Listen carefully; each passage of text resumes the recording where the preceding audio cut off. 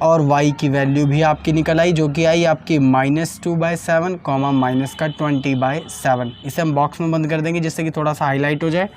तो I hope आपको ये क्वेश्चन बहुत ज़्यादा अच्छे से समझ आ गया होगा। सिंपल है, आपको यहाँ पे बस रेशो निकालना आना चाहिए। जैसे ही आप यहाँ पे रेशो निकालोगे बाकी सब कुछ आपके पास में है, आप आराम से इस चीज़ की कैलकुलेशन कर। कैसे हैं आप सब लोग? आई होप आप सब बहुत अच्छे होंगे। मैं अपने YouTube channel KR study point में आप सभी का स्वागत करता हूं। आज हम क्लास 10th की मैथमेटिक्स एक्सरसाइज 7.2 का क्वेश्चन नंबर 8, 9 और 10 हिंदी में सॉल्यूशन करने वाले हैं। लास्ट वीडियो में मैंने क्वेश्चन नंबर 6 और 7 ही करवा पाया था, किसी कारणवश कैमरे में प्रॉब्लम आने की वजह से मैं 8वां नहीं करवा पाया था। तो इस वीडियो में हम 8 से लेके 10 तक हिंदी में सॉल्यूशन अच्छे से कर लेंगे। अगर आपको इससे पहले क्वेश्चन चाहिए तो जस्ट आप इसके पीछे वाली वीडियोज़ कंटिन्यूस देख लीजिए, आपके सारे डाउट्स उसमें भी क्लियर हो जाएंगे। या फिर उन सभी का लिंक मैं अपने डिस्क्रिप्शन बॉक्स में डाल दूंगा, वो भी जाके आप एक बारी चेक कर लेना। तो वीडियो काफ़ी ज़्यादा इन्फॉर्मेटिव होने वाली है। जस्ट आप वीडियो को शुरू से लेकर लास्ट तक देखना। अगर आप वीडियो को स्किप या फास्ट फॉरवर्ड करेंगे तो आपके पास एक सॉल्यूशन तो होगा लेकिन आपके डाउट्स नहीं क्लियर होंगे। तो आप शुरू से लेकर लास्ट तक ही देखना। तो चलिए बिना किसी टाइम वेस्ट करे इस इंटरेस्टिंग वीडियो को हम स्टार्ट करते हैं। क्वेश्चन नंबर 8 आपके होम स्क्रीन पर आ रहा होगा। देखो क्वेश्चन नंबर 8 क्या कह रहा है, क्वेश्चन की लैंग्वेज को ढंग से समझना है, उसके बाद ही आप क्वेश्चन कर पाओगे। देखो क्वेश्चन नंबर 8 आपका कह रहा है कि A और B क्रमशः दो बिंदु हैं और P, जैसे कि दो बिंदु दे रखे हैं हो, तो बिंदु P के निर्देशक हमें ज्ञात करने हैं। देखो भाई, बिंदु P के हमें निर्देशक ज्ञात करने हैं। जैसे हमने पिछली वाली वीडियो में कहा, देख करे थे क्वेश्चन, तो उसमें मैंने क्या कहा था कि जब भी आपको मध्य बिंदु दे रखा होता है, मिड पॉइंट दे रखा होता है, तो हम ये वाला फॉर्मूला लगाते हैं। यहाँ से हम x भी निकाल सकते हैं और y भी निकाल सकते हैं। लेकिन यहाँ पे जो निर्देशक x और y आपको ज्ञात करने हैं, यहाँ पर कोई मध्य बिंदु नहीं बोला है, जस्ट आपको x और y ज्ञात करना है। तो अभी पता नहीं कहाँ पर होगा वो बिंदु, वो हम पता भी कर लेंगे। और ये कह रहा है ताकि AP बराबर में 3/7 मल्टीप्लाई में AB हो तो P रेखाखंड AB पर स्थित है। ये क्वेश्चन थोड़ा सा उल्टा दे रखा है, एक बारी मैं इसका डायग्राम बनाता हूँ तो आपको ज़्यादा अच्छे से समझ आएगा। देखो क्वेश्चन नंबर 8 सबसे पहले ये कह रहा है कि ना एक रेखाखंड है AB। अब मुझे नहीं पता AB पर आपका जो बिंदु P है वो कहाँ पर है। वो इधर हो सकता है, इधर हो सकता है, कहीं पर भी हो सकता है। चलो मैं मान लेता हूँ इधर है, सपोज़ इधर है। और इसी के आपको x और y निर्देशक का मतलब ही होता है x और y, ये आपको क्या करना है, फाइंड आउट करना है। यहाँ पे आपको a की वैल्यू आपको दे रखी है, वो आपको दे रखी है -2, और b की वैल्यू दे रखी है आपको 2, -4। तो मैं इधर लिख देता हूँ, तो -2, और ये आपको दे रखा है -2, 4 2, -4 आई थिंक, हाँ 2, -4। अब आपको सरल भाषा में कहूँ तो आपको x और y मतलब P के निर्देशक आपको ज्ञात करने हैं, जिसमें आपको एक हिंट दे रखा है कि जो AP है, मतलब जो AP है ये है, वो बराबर है 3/7 गुणा में AB के, और P रेखाखंड AB पर स्थित हो। जो P है वो रेखाखंड AB पर ही स्थित है। ठीक है, तो क्वेश्चन आपको समझ आ गया। तो आपको जो भी दे रखा है हम यहाँ पे लिख देंगे और हमें फाइंड आउट ये करना है। ठीक है, चलो यहाँ पे मैं लिख देता हूँ, दिया है क्या क्या आपको दे रखा है। आपको दे रखा है, देखो A दे रखा है, वो आपको दे रखा है -2, -2। ऐसे ही आपको B दे रखा है, वो आपको दे रखा है 2, -4। ठीक है, और यहाँ पे आपको देखो एक और चीज़ दे रखी है, वो एक फ्रैक्शन दे रखा है, वो आपको दे रखा है नीचे देखिए क्वेश्चन के लास्ट में, AP बराबर में 3/7। तो AP बराबर में 3/7 जो किससे मल्टीप्लाई में है, वो मल्टीप्लाई में है AB के। अब आप सबसे पहले तो ये समझिए आपको क्या निकालना है, x और y निकालना है। तो x और y निकालने के लिए अगर आपको याद हो तो हमने एक फॉर्मूला हुआ करता था रेशो वाला बड़ा सा, तो मैं इधर लिखवा देता हूँ। जो भी नई चीज़ें होंगी मैं इधर लिखवाता चलूँगा। ठीक है, तो एक वो बड़ा सा फॉर्मूला होता था, हमें x कैसे निकाला करते थे, हम निकाला करते थे m1 x2 प्लस का m2 x1 divided by m1 plus का m2।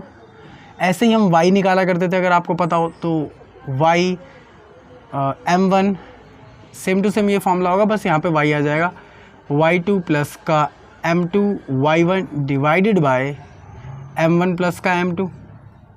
आपको याद होगा इससे हम x और हमारा ये वाला जो कंपोनेंट होता था ये y हम निकाल लिया करते थे। तो इस वाले फॉर्मूले से अब हम x और y तो निकाल लेंगे, लेकिन यहाँ पे आपको चाहिए रेशो m1 और m2। तो रेशो क्या होगी, रेशो देखो मैं यहाँ से निकालूंगा, इसे ज़रा बारीकी से समझना। देखो AP यहाँ पे इक्वल टू में है, ये मल्टीप्लाई में, तो इसको कहाँ ले जाएंगे, डिवाइड में ले जाएंगे। तो AP डिवाइड में AB, इक्वल टू में कितना आ गया 3/7। अब ज़रा समझो, देखो हमेशा ध्यान रखना, जब भी कोई चीज़ इक्वल टू में ऐसे ऐसे होती है तो इसकी वैल्यू ये होती है और इसकी वैल्यू होती है। तो AP की वैल्यू क्या है आपकी 3। तो AP मतलब ये आपको यहाँ से लेके यहाँ तक आपको कितना दे रखा है 3, ठीक है। और AB मतलब ये पूरा A से लेके B तक ये आपको कितना दे रखा है 7 दे रखा है। पूरा कितना दे रखा है आपको 7 दे रखा है यहाँ से लेके यहाँ तक, राइट। जब ये पूरा 7 है और इसमें ये वाला भाग सिर्फ 3 है तो ये वाला कितना होगा 4 होगा। सोचिए ना, जब ये पूरा 7 है, जब इतना भाग 3 है तो बचा हुआ भाग कितना होगा 4 होगा। तो इसका मतलब मैं आराम से कह सकता हूँ कि AP आपका 3 है और PB आपका क्या है 4 है। तो यहाँ से हमारा क्या आ गया रेशियो आ गया, M1 और M2 आ गया। तो हम यहाँ पे लिख लेंगे माना अनुपात जो कि होता है आपका M1 और M2, वो आपका कितना कितना निकल के आया है, वो आपका निकल के आया है 3 और 4। तो जहाँ पे अब आपका M1 और M2 होगा वहाँ पे हम ये रखेंगे। इसके अंदर, इस पूरे क्वेश्चन के अंदर सबसे इंपॉर्टेंट चीज़ यही थी।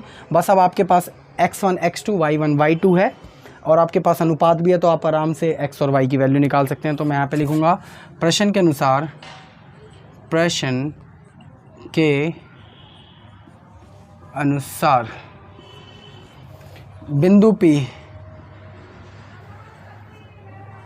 इसके निर्देशक क्या होंगे x और y होंगे। तो x और y निकालने का फॉर्मूला क्या होता है, जो मैंने यहाँ पे बड़ा सा लिखवाया है ये होता है, वो होता है आपका m1 x2 प्लस का m2 x1 divided by m1 plus का m2 comma m1 y2 plus का m2 y1 divided by m1 plus का m2।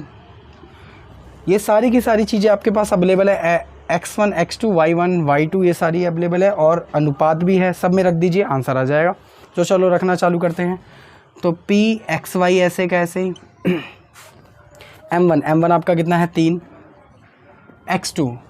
x2 आपका कितना है 2, मल्टीप्लाई में 2 प्लस का निशान ऐसे कैसे ही m2 है आपका 4 और x1 आपका क्या है वो है -2, तो -2 डिवाइडेड बाय m1 प्लस का m2 मतलब दोनों प्लस, 3 प्लस का 4 कॉमा y के लिए सॉल्व करते हैं। तो m1 आपका कितना है 3 और y2 आपका कितना है वो है आपका -4।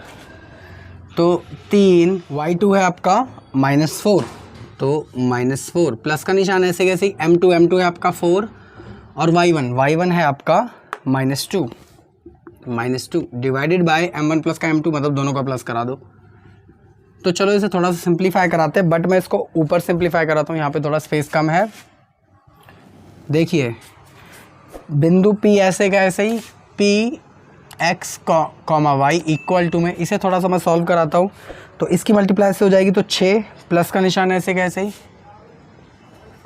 और इसकी मल्टीप्लाई से हो जाएगी तो 4 दूनी 8 बट माइनस का 8 और डिवाइड में 3 और 4 होंगे आपके साथ। ऐसे ही आपकी y की वैल्यू देखिए, इसकी मल्टीप्लाई से होगी तो आपका आ जाएगा -12 और प्लस का निशान ऐसे कैसे ही तो -12 प्लस का निशान ऐसे कैसे ही और इसकी मल्टीप्लाई से हो जाएगी तो 4 दूनी 8 बट माइनस का। बिकॉज ऑफ दिस जब माइनस की मल्टीप्लाई प्लस से होती है तो माइनस का निशान आता है और इन दोनों को जब हम प्लस कराएंगे तो वैसे के वैसे 7। ठीक है, इसे थोड़ा सा और सॉल्व कराते हैं।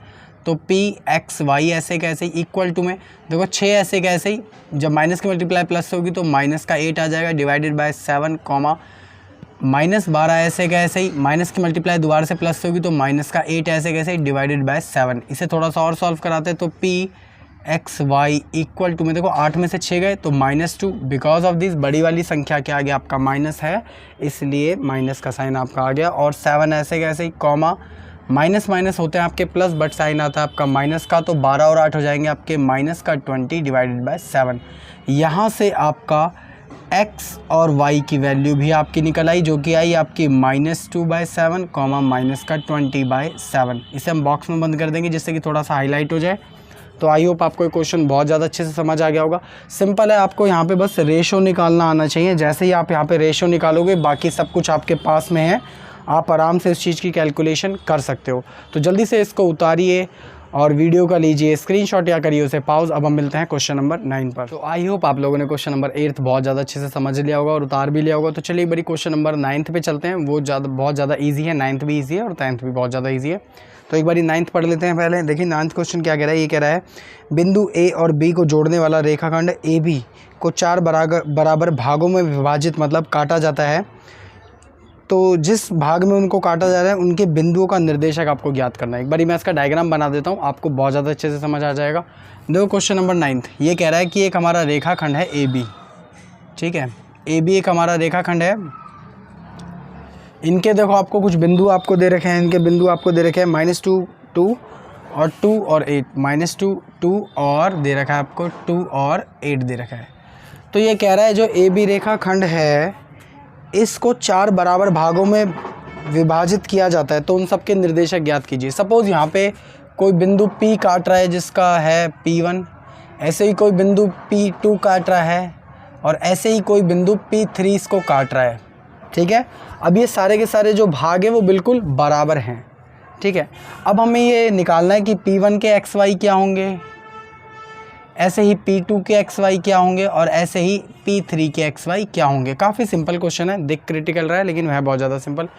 देखो सबसे पहले मैं P2 का निकाल सकता हूँ, क्यों? क्योंकि मेरे को पता है कि ये दोनों भाग इन दोनों भाग के बराबर होंगे, क्योंकि ये दोनों सारे के सारे जो भाग हैं बराबर हैं। इसका मतलब मैं P2 कैसे निकाल सकता हूँ, अगर मैं इन दोनों का मध्य बिंदु निकाल दूँ तो मेरा P2 ही निकलेगा आराम से। लेकिन उससे पहले मैं क्या करूँगा, जो भी आपको दे रखा है दिया है करके लिखेंगे। तो यहाँ पर मैं लिखूँगा दिया है ए और बी आपको दे रखा है। ए आपको दे रखा है -2, 2 और आपको बी दे रखा है, वो आपको दे रखा है 2, 8। हम यहाँ पे मान लेते हैं, माना 4 बिंदु विभाजित बिंदु,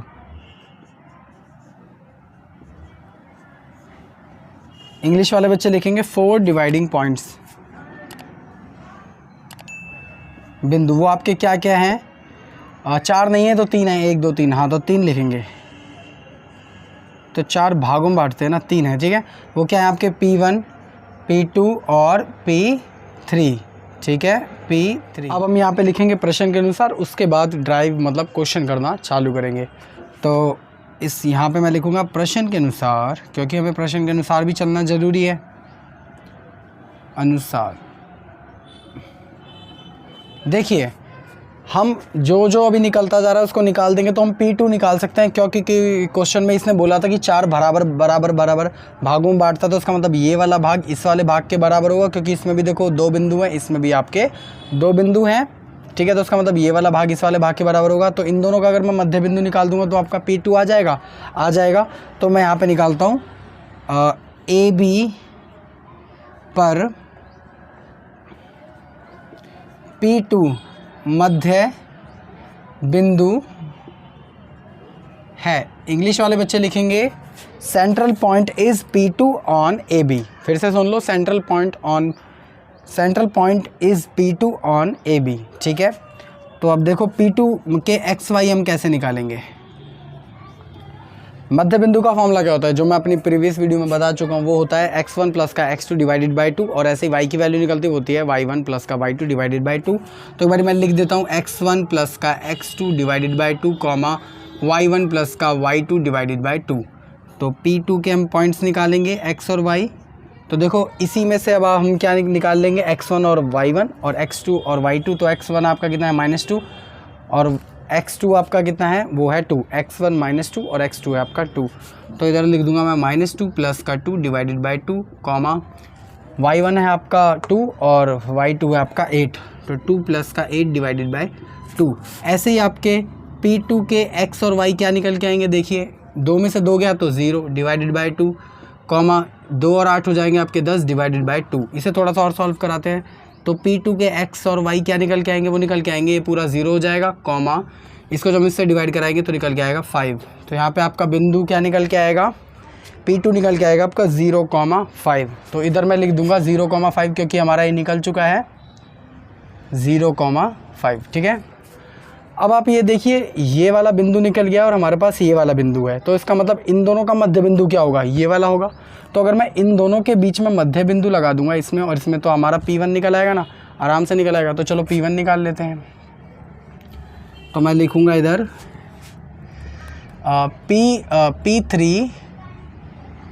P3 व A का P1 मध्य बिंदु है।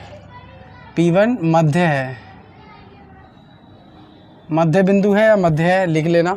इंग्लिश वाले बच्चे लिखेंगे P3 and A the central ये लिखेंगे P1 is central point of P3 and A। ठीक है, P1 central point of P3 and A। ठीक है, तो देखो यहाँ पे हम किसका निकालेंगे, P1 का। तो P1 का मध्य बिंदु का फॉर्मूला वही हो जाएगा, दोबारा से लिख देता हूँ। वो था आपका x1 प्लस का x2 divided by 2 comma y1 plus का y2 डिवाइडेड बाई 2। तो अब इन दोनों बिंदुओं में से x1 और y1 और x2 और y2 देखेंगे तो निकालते हैं। सबसे पहले क्या कह रहा है, x1 प्लस का x2 मतलब -2 कॉमा 0। तो P1 इक्वल टू में -2 प्लस का 0 डिवाइडेड बाई 2 और y1 प्लस का y2, y1 है आपका 2 और y2 है आपका 5। ठीक है, 2 प्लस का 5 डिवाइडेड बाई 2। तो P1 आपका क्या निकल के आएगा, वो निकल के आएगा आपका 2 और 0 -2 ही रहेगा और 2 कॉमा इन दोनों को प्लस कर तो 7/2। ठीक है, इससे जब हम इससे काटेंगे तो P1 की वैल्यू निकल के आएगी आपकी माइनस, और इससे ज़्यादा हम इसे सॉल्व नहीं करा सकते हैं तो 7/2। अब आप ये देखिए आपके P1 बिंदु जो था उसके भी निर्देशक मतलब x और y निकल के आए हैं। क्या निकल के आए हैं आपके -1 कॉमा 7/2। अब आप ये देखिए, अब हम P3 कैसे निकालेंगे। P3 हम आराम से निकाल सकते हैं। सोचिए P2 और B इन दोनों का मध्य बिंदु क्या होगा, P3 होगा, तो इन दोनों का मध्य बिंदु निकाल देंगे तो P3 भी आ जाएगा, जैसे हमने ये वाला करे। तो सेम टू सेम है, काफ़ी इजी क्वेश्चन है। तो मैं लिखूँगा B व P2 का मध्य P3 है। इंग्लिश वाले बच्चे लिखेंगे P3 is the central point of BP। ठीक है, या B एंड P2। ठीक है, the P3 central point of B and P2 ये लिख देना आप। तो P3 इसके बिंदु कैसे निकालेंगे, वही फॉर्मूला लिख देता हूँ, ये वाला मिड पॉइंट निकालने का, x1 प्लस का x2 divided by 2 comma y1 plus का y2 डिवाइडेड बाई 2। तो इन दोनों बिंदु में सब हम निकालेंगे क्या, x1 x2 y1 y2। तो रख दीजिए, सबसे पहले x1 आपका कितना है 0 और x2 आपका कितना है 2। तो P3 इक्वल टू में 0 प्लस का 2 divided by 2 comma y1 plus का y2। तो y1 आपका कितना है, वो है 5 और ये है आपका 8। तो 5 प्लस का 8 निकल गया। तो P3 भी हमारा आ गया है, वो आ गया आपका 2/2 कॉमा 13/2। इसे हम काट लेंगे तो 1 पे कटेगा, तो P3 की आपकी जो वैल्यू निकल के आएगी वो आएगी 1,13/2। तो आई होप आपको समझ आ गया होगा। जो हमारा बिंदु था ये भी निकल आया है, वो आया है आपका 1,13/2। तो जितने भी ये निर्देशक थे हम सारे के सारे फाइंड आउट कर चुके हैं। आई होप आपको समझ आ गया होगा। इसमें बस मिड पॉइंट निकालना था। अब जल्दी से वीडियो को करिए पॉज या उसका स्क्रीनशॉट लीजिए और उतारिए। अब हम मिलते हैं क्वेश्चन नंबर लास्ट मतलब क्वेश्चन नंबर 10 पर। क्वेश्चन नंबर 9 था, आपने बहुत ज़्यादा अच्छे से समझ भी लिया होगा और उतार भी लिया होगा। तो चलिए एक बार क्वेश्चन नंबर लास्ट मतलब 10 की ओर चलते हैं। क्वेश्चन नंबर 10 भी आपके होम स्क्रीन पर आ ही रहा होगा। एक बार मैं पढ़ देता हूँ। देखिए क्वेश्चन नंबर 10 एक बार मैं पढ़ देता हूँ, उसके बाद समझा देंगे एक बार ग्राफ वो उसका डायग्राम बनाकर। ये कह रहा है एक समचतुर्भुज का क्षेत्रफल ज्ञात करें। देखो समचतुर्भुज का क्षेत्रफल ज्ञात करना और उसके सबसे नीचे उसने उसका फॉर्मूला भी दे रखा है क्षेत्रफल ज्ञात करने का। ठीक है, तो जिसके शीर्षक आपको जो बिंदु दे रखे हैं 4 बिंदु दे रखे हैं। तो सिंपल सा क्वेश्चन है, इसमें आपको क्षेत्रफल ही ज्ञात करना और कुछ नहीं करना। और जो क्षेत्रफल निकालने का जो फॉर्मूला एक्चुअली होता है वो उसने नीचे दे भी रखा है, वो है हाफ मल्टीप्लाई में बोथ डायगोनल्स मतलब दोनों विकर्ण। ठीक है, देखिए सबसे पहले मैं इसे डायग्राम के थ्रू समझाता हूँ। जैसे आपका ये चतुर्भुज है, ठीक है, इसके डायगोनल होंगे पॉइंट्स C D जो कि आपको दे भी रखे हैं कुछ। अभी मैंने माना नहीं है, सिर्फ मैं मान रहा हूँ, ऐसा इमेजिन कर रहा हूँ। ठीक है, 3 0 4 5 3 0 4 5 और -1 4 और आपको लास्ट पॉइंट और दे रखा है -2 -1। देखिए ज़रा आप मेरे को एक बात पता है चतुर्भुज का कि अगर आपने क्वेश्चन पहले के भी देखे होंगे, जैसे क्वेश्चन नंबर इसमें एक था 6 था, अगर आपके पास अभी बुक है तो उसमें याद होगा कि आपको कि हमेशा जो चतुर्भुज होता है उसके डायगनल्स बराबर होते हैं, मतलब जो डायगनल्स के जो जहाँ पे भी ये कटता है ये चीज़ बराबर होती है, ये बात हम अच्छे से जानते हैं। और मेरे को ये भी पता है कि जो चतुर्भुज का जो हम क्षेत्रफल निकालते हैं उसका फॉर्मूला क्या होता है, उसका फॉर्मूला होता है आपका half multiply bye diagonal of 1 multiply by diagonal of 2, मतलब ये वाला विकर्ण को की मल्टीप्लाई इस वाले मल्टीप्लाई से करा के 1/2 से मल्टीप्लाई कर दीजिए तो आपका क्या निकल के आ जाएगा, एरिया, क्षेत्रफल निकल के आ जाएगा। तो अब हम ये कैसे निकाले, यहाँ से लेके यहाँ तक की दूरी कैसे निकाले, अगर आपको पता होगा तो हमने एक्सरसाइज के शुरू में ही पढ़ा था कि दूरी कैसे निकाली जाती है यहाँ से यहाँ तक की, तो उसका फॉर्मूला एक बार मैं लिख देता हूँ अगर आपको याद हो। तो हम कैसे निकालते थे डिस्टेंस, मतलब दूरी का फॉर्मूला क्या होता था, रूट में होता था, याद है, x2 माइनस का x1 का होल स्क्वायर प्लस का y2 माइनस का y1 का होल स्क्वायर, ये ऐसे हम इस तरीके से दूरी निकाला करते थे। तो एक बारी इन दोनों की दूरी निकाल कर, मतलब ये वाला डायगोनल और ये वाला डायगोनल निकाल कर हमें किससे मल्टीप्लाई कराना है, हाफ से मल्टीप्लाई करा देना है, दैट्स इट, आपका आंसर आ जाएगा बस। तो आपको जो भी यहाँ पे आपको दे रखा है हम लिख देंगे, सबसे पहले तो दिया है करके, दिया है आपको जो भी बिंदु दे रखे हैं, देखो A B C D मैंने अभी माना है, ये दिए नहीं है, सिर्फ आपको बिंदु दे रखे हैं, तो हम बिंदु लिखेंगे। तो आपको दे रखे हैं 3,0 और 4,5 और -1,4 और आपको दे रखा है -2, -1, ठीक है।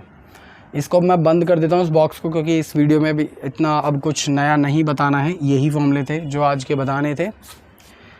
तो अब हम यहाँ पे मान लेते हैं, माना कि ये A, ये B, ये C और ये D है। तो A इक्वल टू में 3,0, B इक्वल टू में 4,5, C इक्वल टू में -1,4 और D इक्वल टू में है आपका -2, -1, ठीक है। अब बस अब मैं क्या करूँगा, प्रश्न के अनुसार लिख के इन दोनों की दूरी निकालूंगा, देन इन दोनों की दूरी निकालूंगा। तो मैं यहाँ पे लिखूँगा प्रश्न के अनुसार, प्रश्न के अनुसार। तो यहाँ पे किसकी दूरी, AC की पहले दूरी, तो AC की दूरी, उसका फॉर्मूला क्या होगा, वही रूट में x2 माइनस का x1 का होल स्क्वायर प्लस का y2 माइनस y1 का होल स्क्वायर। तो इसमें से हम x1 और x2 और y1 और y2 निकालेंगे, तो रख देते हैं इसमें। तो AC ऐसे का ऐसे ही रूट में x2 माइनस x2 आपका कितना है, वो आपका -1 और x1 आपका कितना है, 3 है। तो यहाँ पे हम लिखेंगे -1, माइनस का निशान ऐसे कैसे और 3 ऐसे कैसे ही का होल स्क्वायर ऐसे कैसे ही प्लस का निशान ऐसे कैसे ही। तो ऐसे ही अब हम y2 और y1 की वैल्यू रख लेंगे। तो y2 आपका कितना है, इस वाली लाइन में देखो y2 आपका 4, तो 4 ऐसे कैसे ही, माइनस का निशान ऐसे कैसे ही, और y1 आपका कितना है, वो आपका 0। तो इसे चलो हम थोड़ा सा सॉल्व करवाते हैं। तो AC इक्वल टू में रूट में देखो माइनस माइनस होते हैं आपके प्लस, बट साइन किसका आता है, माइनस का, तो हो जाएगा आपका -4 का होल स्क्वायर प्लस का 4 में से 0 जाएंगे तो 4 ही बचेगा। इसे मैं ऊपर सॉल्व कराता हूँ थोड़ा सा। तो देखिए AC इक्वल टू में ऐसे कैसे ही, इक्वल टू में रूट 4 का स्क्वायर होता है आपका 16 और स्क्वायर की कंडीशन में माइनस माइनस होते हैं आपके plus, because of this -4 multiply by -4, तो 16 और माइनस माइनस होंगे आपके प्लस। तो 16 प्लस का 4 ऐसे कैसे ही, तो AC इक्वल टू में रूट में आपका 20, ठीक है। इसे मैंने ऊपर ही सॉल्व करा लिया। एक बारी हम इसको थोड़ा सा देखते हैं, अगर ये बाहर निकल आए रूट से तो 20 डिवाइड LCM ले लेंगे इसकी, तो 10 आ जाएगा, 5, तो इसके फैक्टर क्या बने, 2 मल्टीप्लाई में 2 मल्टीप्लाई में 5, तो ये बाहर आ जाएगा रूट से, तो बचेगा 2 रूट में 5। तो AC की वैल्यू मैं लिख सकता हूँ आपकी 2 रूट में 5, ठीक है। ऐसे ही हम किसकी वैल्यू निकालेंगे, अब हम BD की निकालेंगे। तो मैं लिखूँगा BD की दूरी, BD की दूरी, इंग्लिश वाले बच्चे लिखेंगे द डिस्टेंस ऑफ BD, ठीक है। तो BD की दूरी, उसका फॉर्मूला क्या होता है, वही जो मैं लिखवा चुका हूँ, वो होता है आपका x2 माइनस का x1 का होल स्क्वायर प्लस का y2 माइनस y1 का होल स्क्वायर। तो BD ऐसे कैसे इक्वल टू में, देखो इन दोनों बिंदु में से x1 और x2 और y1 और y2 निकालेंगे। सबसे पहले क्या कह रहा है, x2 माइनस का x1, तो x2 आपका कितना है, वो है आपका -2 और x1 है आपका 4, तो -2 माइनस 4 का होल स्क्वायर प्लस का निशान ऐसे कैसे y2 माइनस का y1, तो y2 है आपका -1 और है ये 5। तो -1 माइनस ऐसे कैसे ही 5 ऐसे कैसे ही का होल स्क्वायर। तो बी डी इसे भी थोड़ा सा सॉल्व करा लेते हैं। माइनस माइनस होंगे आपके प्लस बट साइन माइनस का आएगा, प्लस का माइनस माइनस होंगे आपके प्लस बट साइन माइनस का आएगा। तो बी डी इक्वल टू में रूट में यहाँ पर भी देखो 6 का स्क्वायर हो जाएगा 36 और माइनस माइनस प्लस, और ऐसे ही इसका भी स्क्वायर 36 माइनस माइनस प्लस। तो बी डी की आपकी वैल्यू कितनी निकल के आएगी, वो निकल के आएगी आपकी 72। एक बार 72 को भी देख लेते हैं कि ये बाहर निकल सकता है या नहीं निकल सकता। तो देखिए 72, तो 2 से हम इसे काटेंगे तो आ जाएगा आपका 36, 2 से हम इसे काटेंगे तो आ जाएगा 18, 2 से इसे काटेंगे तो आ जाएगा 9, 3 से काटेंगे तो 3 और 3 से काटेंगे तो 1। तो इसमें देखो एक जोड़ा तो ये बन गया और एक जोड़ा ये बन गया, तो 2 × 3 रूट में क्या रह जाएगा, सिर्फ 2 जो अकेला बच गया है। तो इसका आंसर आ गया आपका बी डी की वैल्यू आ गई है आपकी, वो आई है आपकी 6 रूट में 2। यहाँ पे आपके पास ए सी भी है और आपके पास बी डी भी है, तो बस फॉर्मूले में रख दीजिए, क्षेत्रफल निकाल दीजिए। तो मैं इसे रब कर देता हूँ, सिर्फ समझाने के लिए था। तो क्षेत्रफल निकालते हैं, तो यहाँ पे मैं लिखूँगा, अब इंग्लिश वाले बच्चे लिखेंगे नाउ क्षेत्रफल। देखो भाई इसमें क्वेश्चन में पहले ही क्षेत्रफल निकालने का हमें फॉर्मूला दे रखा था, दोनों डायगनल्स को क्या है मल्टीप्लाई करना है बस। तो यहीं पे कर देते हैं, half multiply by A C multiply में बी डी। तो दोनों को जब मैं मल्टीप्लाई कराऊंगा तो आपका आ जाएगा हाफ मल्टीप्लाई में ए सी। ए सी आपका कितना निकला है 2 रूट में 5 मल्टीप्लाई में बी डी आपका कितना निकला है 6 रूट में 2। तो 6 रूट में 2। देखो इस वाले 2 से ये 2 कट जाएगा, और क्या इस रूट 5 की मल्टीप्लाई इस 6 और 2 से हो जाएगी, नहीं होगी। ठीक है, ये ऐसे रहेगा रूट में 5 मल्टीप्लाई में 6 रूट में 2। अब 6 की मल्टीप्लाई इन सब से हो जाएगी तो आ जाएगा आपका 6, और इन दोनों की रूट से रूट की मल्टीप्लाई हो जाएगी 5 मल्टीप्लाई बाय 2, तो इसकी वैल्यू आएगी 6 रूट में 10। ठीक है, तो आपका क्या निकल के आया, क्षेत्रफल आपका निकल के आ गया। थोड़ा सा टेढ़ा हो गया है, समझ लेना। ठीक है, तो आई होप आपको ये क्वेश्चन समझ आ गया होगा। क्वेश्चन काफ़ी ज़्यादा इजी है, बस आपको थोड़ी सी ट्रिक्स पता होनी चाहिए। क्वेश्चन नंबर 6 से लेकर 10 तक जितने भी क्वेश्चन हैं सारे के सारे इंपॉर्टेंट है, उनके ऊपर जरूर स्टार बना लेना है। तो काफ़ी ज़्यादा इजी, लेकिन हर एक किसी में एक नई ट्रिक है। तो आई होप आपको समझ आया होगा। अगर आपको फिर भी कोई डाउट हो तो आप मेरे को बेझिझक कमेंट कर सकते हैं, कमेंट का रिप्लाई मैं जरूर दूंगा। जस्ट यहाँ पे कहीं पे मेरी इंस्टाग्राम आईडी शो हो रही होगी, आप उसे फॉलो मत करिए, लेकिन अगर आपको कोई पर्सनल डाउट पूछना है तो वहाँ पे भी आप पूछ सकते हैं, मैं उसका भी रिप्लाई वहाँ पे जरूर दूंगा। इस वीडियो को भी हम यहीं ख़त्म करते हैं, मिलते हैं किसी और वीडियो में क्वेश्चन करते हुए। तो अगर आपको वीडियो अच्छी लगी हो तो वीडियो को जरूर करना लाइक। अगर आप मेरे चैनल पे पहली बार आए हो तो चैनल को जरूर करना सब्सक्राइब। ऐसी और वीडियोज़ के लिए अभी हम कंटिन्यूस मैथ्स की वीडियो डालेंगे 10th क्लास के आपके सारे के सारे जो भी डाउट्स होंगे क्लियर करा देंगे फाइनल तक। तो मिलते हैं किसी और वीडियो में क्वेश्चन करते हुए, जब तक के लिए जय हिंद जय भारत।